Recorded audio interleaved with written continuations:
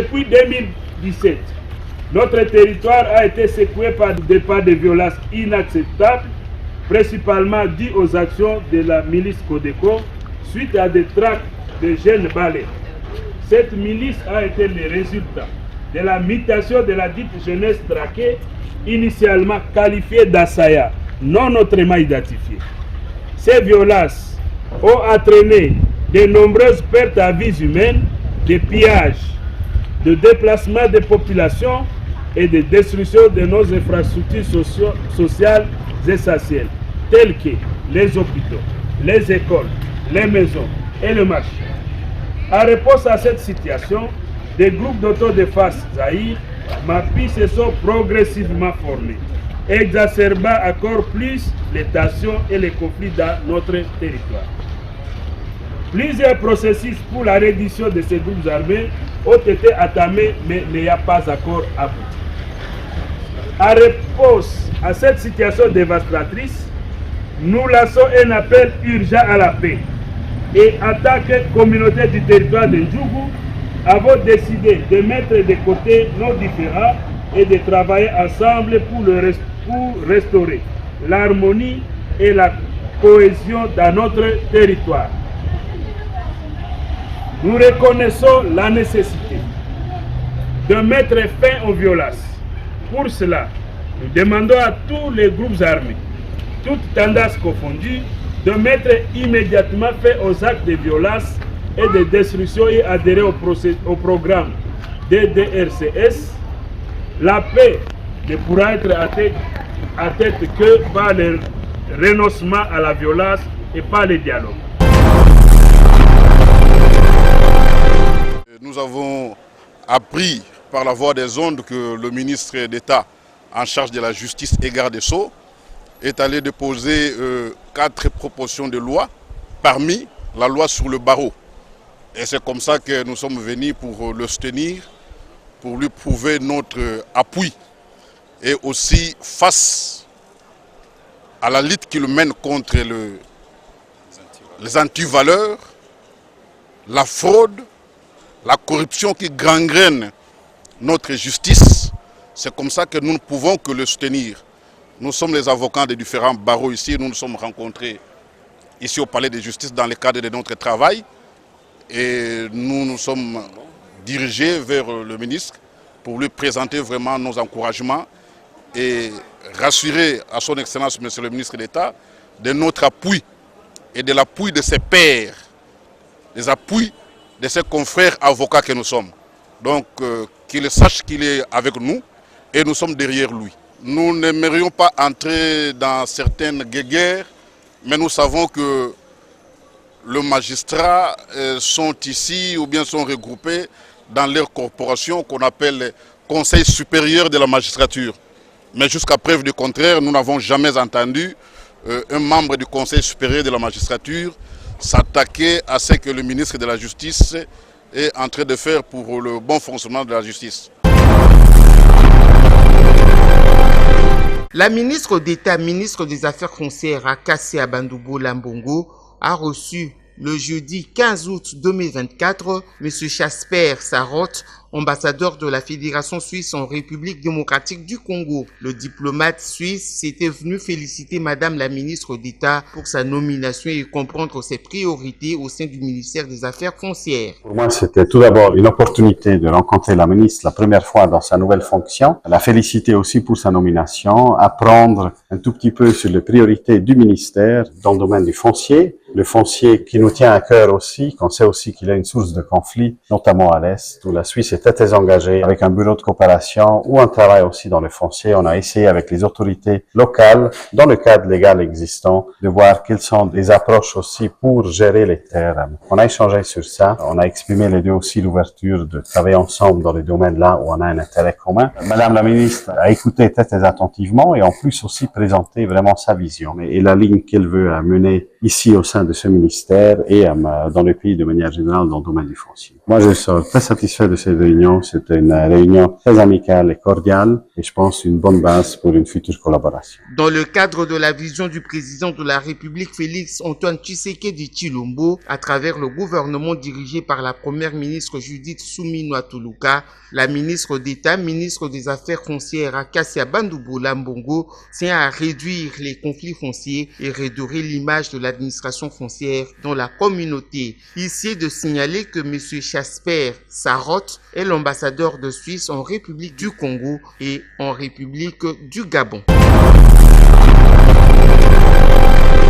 Dans le cadre du projet Tshilé-Gelou, le gouverneur des provinces, Maître Crispin Mukendi, visite les différentes avenues ciblées dans les 3 collines de la ville de Tshikapa. Sa visite commence par l'avenue des enseignants dans la commune de Dibumba 1. L'avenue qui mène vers l'hôpital général de référence de Tshikapa est celle qui part de la nationale numéro 1 et passe par la mutuelle de santé jusqu'à déboucher à la Sédimet, l'avenue de l'hôpital de référence de Kalonda Ouest, le ravin Tukunyema dans la commune d'Embumba, mais aussi plusieurs têtes d'érosion dans la commune de Mabondo.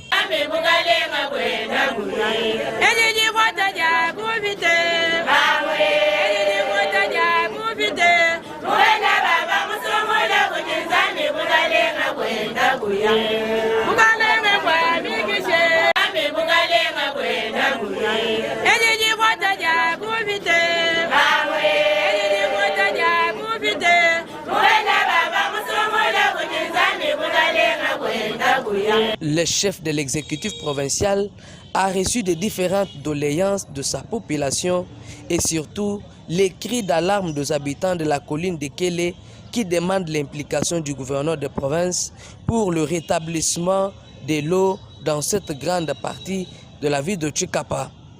Signalons que depuis son avènement à la tête de la province du Kasaï, Maître Crispin Mukendi est déterminé à donner un sourire à sa population qui espère en lui la vision du chef de l'État, Félix Antoine Tshisekedi, qui prône le peuple d'abord. Après plusieurs descentes effectuées sur le terrain, c'est finalement ce jeudi 15 août 2024 que le gouverneur Crispin Mukendi Bokassa a procédé au lancement des travaux de remblayage du ravin qui menace de couper en 2 l'avenue Maïmon dans la commune de Mabondo et c'est de la construction du pont sur la rivière Kangolungu dans le quartier Kabouatou, commune de Dibumba 1. À Tshikapa, chef-lieu de la province du Kasaï. Ces travaux financés par le gouvernement provincial et exécutés par l'Office des voiries et drainage OVD seront contrôlés par les bureaux techniques des contrôles BTC en sigle à lâcher le chef de l'exécutif provincial, accompagné de son directeur de cabinet Faustin Kambala Wailunga, du ministre provincial de JTPR Mwamba Pierre et du directeur provincial de l'OVD. Le chef de l'exécutif provincial a appelé la population à s'approprier ces travaux tout en veillant à la sécurisation des matériaux qui seront disponibilisés pour la réalisation de ces travaux à Tshikapa, chef-lieu de la province du Kasaï. Pour sa part, le directeur provincial de l'OVD indique que ces travaux sont préventifs en attendant l'appui du gouvernement central. Motif de satisfaction pour la population de Kélé qui remercie le gouverneur Crispin Mukendi pour son implication dans les infrastructures de cette partie de la province du Kasaï. Même signe manifesté par la population de Dibumba où les travaux ont été lancés ces mêmes jours. Ici, nous sommes à Tchomia, bien évidemment au littoral du lac Albert. Ces eaux partagent le limite lacustre avec la République sœur de l'Ouganda. Les activités socio-économiques ont repris normalement après les attaques ayant ciblé le mois de juillet dernier 3 positions des forces armées de la République démocratique du Congo à Kasenyi, Tchomia et Sabé par la milice Zaïre. Les dispositifs sécuritaires sont déjà renforcés dans cette zone en vue d'assurer la sécurité de la population et leurs biens. Le chef de la chefferie des Bahema Banyuagi, Sa Majesté Mbidjo Panga Mandro, salue la ferme détermination de l'administration militaire de l'Ituri qu'une ménage au tient effort pour restaurer en tout bout de champ la paix en Ituri. Lorsque nous avons fait les rapports, les gouvernants militaires avaient dépêché la commission de membres du comité provincial de sécurité. Nous avons commencé à recevoir les feedbacks positifs au sein de la population pour son retour. Présentement, il y a la calmie. Les gens y sont, pas de crépitement de balles, les patrouilles mixtes se poursuivent sans relâche. Les forces armées sont déployés. Ces unitaires appellent la population de sa juridiction à ne pas céder à toute forme de manipulation qui consiste surtout à véhiculer les fausses informations sur les réseaux sociaux dans le but de déstabiliser les institutions légalement établies. Nous appelons à la solidarité, privilégiant l'unité, que chacun fasse ses activités en évitant de publier les messages d'intoxication. Respectons les lois du pays. Le président de la société civile de Tchomia, M. Banga Bakaona Florimo, appelle la population ayant fui à regagner leur domicile. Nous appelons la population à regagner le milieu, puisque le travail abattu est visible. Nous avons vu les renforcements des effectifs militaires pour assurer la sécurité à Tchomia. Les forces navales, les forces terrestres, la MONUSCO aussi s'est impliquée pour sécuriser la population. Disons-le, aujourd'hui la province de l'Ituri se développe du jour au lendemain depuis l'avènement de l'état de siège. Plusieurs actions menées sur place confirment la restauration de l'autorité de l'État. Le président national de la Croix-Rouge est à Bunia. Il encourage le commandant des opérations et gouverneur militaire de l'Ituri pour les efforts consentis ayant imposé la tranquillité et la paix observée en ville de Bunia et environ. Grégoire Matesso l'a dit ce vendredi 16 août 2024 au cours d'un échange avec le lieutenant général Luboyanka Shomadjoni. Nous avons admiré le bon sens de gestion de la province par le général. Nous l'avons remercié pour ça, au nom de tous les volontaires de la République démocratique du Congo, qui est satisfait. Nous avons dit que nous avons trouvé une ville vivante, une ville où on peut vivre, on veut, par rapport à ce qui s'est passé, par rapport à l'environnement que nous vivons, mais nous disons que nous pouvons vivre avec cette paix, avec cet environnement qu'il a amené, et nous l'avons remercié. Le reste, c'est le travail, c'est les conseils, et puis il nous a encouragé ce que nous devions faire pour les communautés et pour la nation. Sur la même lancée, le numéro 1 de la Croix-Rouge en RDC a également réconforté le secouriste qui travaille dans des conditions difficiles dans cette région affectée par les conflits armés. On est venu évaluer nos activités de la Croix-Rouge. Il y avait une branche qui fonctionne. Nous avons la communauté qu'il lui faut, ce qui est notre devoir de pouvoir planifier. D'abord, évaluer ce que nous avions déjà fait, ce que nous faisons, étudier notre mode de gestion. Est-ce que nous sommes compris par la communauté, par le gouvernement? On évalue par une assemblée que nous aurons demain. Projeter l'avenir, qu'est-ce que nous voulons faire des communautés? Comment nous répondons lorsqu'il y a des situations de catastrophe? Est-ce que ce que nous avions répondu, comme je l'ai dit ici, c'est accepté ou c'est dans les principes? Parce que nous avons les principes, nous travaillons avec les principes. Signalons que de ce samedi 17 août 2024, Grégoire Matesso va superviser l'Assemblée générale élective du comité provincial de la Croix-Rouge ici, à Ituri. Star Times annonce aux amoureux du ballon rond le grand retour du championnat espagnol dans ses bouquets dès cette saison 2024-2025. Glore Olivier Bobozo, responsable Brain et Event, explique. Pour suivre cette saison de la Liga qui s'annonce magnifique et exceptionnelle, vous pouvez vous procurer nos différents supports de diffusion, notamment le décodeur parabolique DTH à 50 000 francs congolais, et le décodeur TNT à 32 000 francs congolais comme frais d'accès bien sûr. Pour ceux qui disposent déjà d'un décodeur StarTimes, vous pouvez également vous réabonner par nos bouquets basiques à 18 000 francs, classiques à 36 000 francs pour ceux qui disposent du décodeur TNT. Et dans les bouquets Smart à 21 000 francs et Super à 42 000 francs pour ceux qui disposent déjà du décodeur parabolique. Mais vous pouvez aussi vous suivre les matchs de la Liga en téléchargeant l'application StarTimes On dans vos téléphones bien sûr et aussi sur vos portables et ainsi vous pourrez suivre la compétition de la Liga partout et à tout moment. Star Times diffusera en direct le 380 matchs de cette nouvelle saison sportive de la Liga sur ses chaînes, à savoir Classique et Super et Sport Live, Basique et Smart. Gédéon Lukumwena, responsable de communication, revient sur les modalités de réabonnement. Par exemple, s'il y a un match classique au Real Madrid-Barcelone, on peut se réabonner juste pour un jour. C'est possible. On peut aussi se dire non, je vais couvrir toute une semaine. Il y a le réabo hebdomadaire de 7 jours, tout comme il y a aussi un abonnement d'1 mois. Et les gens qui ont un peu plus de moyens préfèrent avoir un abonnement d'une année, 2 ans, 3 ans, 5 ans ou un abonnement à vie. Star Times va diffuser avec succès la Liga EA Sport, division d'honneur, et la Liga Hypermotion, deuxième division, pour les 5 prochaines années. Dans plusieurs coins de la capitale Kinshasa, on retrouve des fuites d'eau alors que dans certains quartiers, ces liquides précieux vaut de l'or.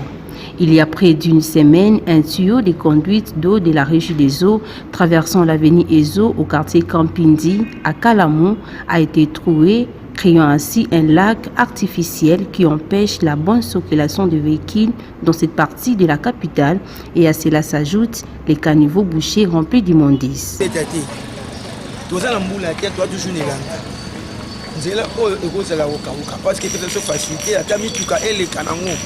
Na pas même kolambula soke bandi tout le monde a passe pour roleka et non de tous abou to comme na passe pour roleka mbula ezate mais moi ils ont coulé toujours ils allaient problème la chose de la première résilience pona to mona ki mai tiko coulé l'autre sur le bilan autorité à mboka à chef ya résidence ba mekata ko vila sur moi charge tala kaka bakonza mboka so baza tala mabelo tala terrasse ya ambule beti te maso ye omona lokwa ambule beti awa to dindaka nzele ya la raté bayaka balela bade tala nde to vivre ngungelo binga yo ya bakonza ngo batala ka wapi o to abana yolo tala yolo boye baka yolo campus tala eto donc nde baza wana bamona batala mboke ke bien te to remarquer que za mai ya régie des eaux poso mai ezobima te tomona mpe balabala ya okauka soki mai ebimi balabala epoli nde fini en tout cas ezobloke biso circulation ya bato moye bato baleka bio eza te to eza pasi kaka nzela mituka ezoleka bamoto ezoleka ekontinue kobeba. Il y a urgence d'agir car il en va de la santé publique et du bien-être de la population.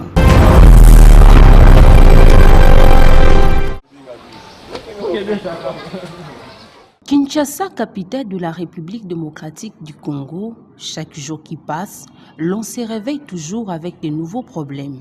L'insalubrité en passant par les infrastructures routières. Du jour au lendemain, la population ne cesse de crier aux oreilles des autorités. Malheureusement, cela paraît sans réponse. C'est le cas de l'avenue Mombele dans son tronçon compris entre Bongolo et Kianza, où une entreprise de construction de la place a jeté depuis un temps relativement long des caillasses ainsi que d'autres matériels de construction. Une sonnette d'alarme de la population en l'endroit des autorités. mabanga oyo baye kotia ezalaki projet ya bien po babongisa nzela mais jusque là nzela yango eloko moko bazosala te nzela ekomi problème teraso bato bazokwea aire nyonso na kati na bana mike na mikolo bazozindaka na kati eza kitoko te oyo eza principal nde babaki nzela oyo ebima ti nini ebima ti na kianza baya kosalela biso papa baya kosalela biso moyen eza te nde batiki bota mabanga ezaki ebele me mabanga nyonso esili mosala oyo donc nakoki koloba ke esalami lokola na deux équipe esilaka te première équipe eya batumola donc basali kaka mwa terase ngambo oyo bayebakei mosala esili te deuxième équipe eye lisusu toyei komona bango basali mwa mosala batongi materase wana kuna mpe ya ngambo wana kuna ozomona entretemps baye kosopa mabanga yaya na ndenge bakenda awa kuta koma nango fulu bato kobwaka biloko donc awa so mbula ebandi yaya kimia ezalaka te ngunge etondaka basali te non nayebi te mboka ngo soki tokosuka wapi soki tokende wapi toyebi te. Les usagers de cet axe routier ne savent à quand la reprise de ces travaux afin que cette voie soit reprise en